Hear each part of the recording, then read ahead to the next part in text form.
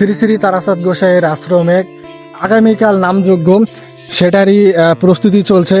তোমরা দেখতে পাচ্ছ চারিপাশে যে সেটারই প্রস্তুতি চলছে। আর এখানে দেখো যেখানে নামযজ্ঞটা হবে, নামের দল যেখানে নাম করবে আর কি, সেটা দেখো খুব সুন্দরভাবেই সাজানো হয়েছে। ফুল টুল দিয়ে দেখো খুব সুন্দরভাবে সাজিয়েছে, চারি সাইডে কোলা গাছ দিয়েছে।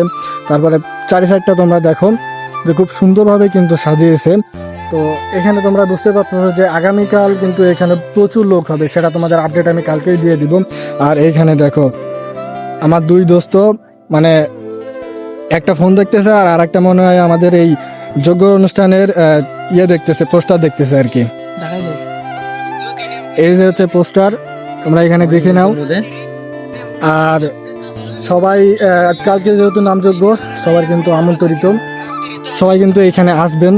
তারপরে ওখান থেকে আমরা চলে আসলাম। চলে আসার পরে আমরা আর একটা মন্দিরে আসলাম, যেখানে হচ্ছে দেল পূজা। আর এই দেল পুজো কিন্তু এই চৈত্র মাসের শেষে হয়, মানে দেল বের হয় আর কি। আমাদের ধর্মে মানে সনাতন ধর্মে হচ্ছে চৈত্র মাসে দেল বের হয়, সব গ্রাম থেকে বের হয়, ঠিক আছে। তো শিমুলবাড়িয়া গ্রাম থেকেও বের হয়েছে, তারই দেল পুজো কিন্তু এখানে হচ্ছে। তো এইখানে দেখতে পাচ্ছ যে তোমরা ফুল কিন্তু পড়ে গেছে, সেই আনন্দ উল্লাস কিন্তু এনারা করতেছেন আর কি।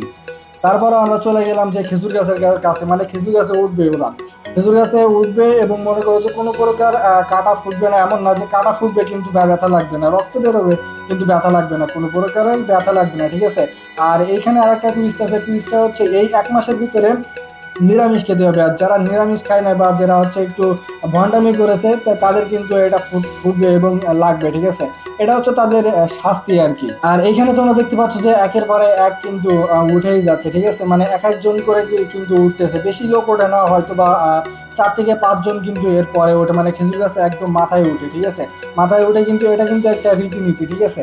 সেজন্য কিন্তু এটা মাথায় উঠতে হয় আর কি। এটা হচ্ছে আমাদের হরে হর মহাদেব মানে ভোলানাথের কিন্তু একটা রীতিনীতি, সেটাই আমাদের পালন করতে হয়। আর এইখানে খুব একটা ইন্টারেস্টিং বিষয় দেখো যে পাতা ধরে ঝুলে কিন্তু তারপর নিচে আসতেছে, এটা কিন্তু খুব একটা আকর্ষণীয় বিষয়, তোমরা দেখলেই বুঝতে পারছো। আর এটা কিন্তু রাতের ভিউ, ঠিক আছে।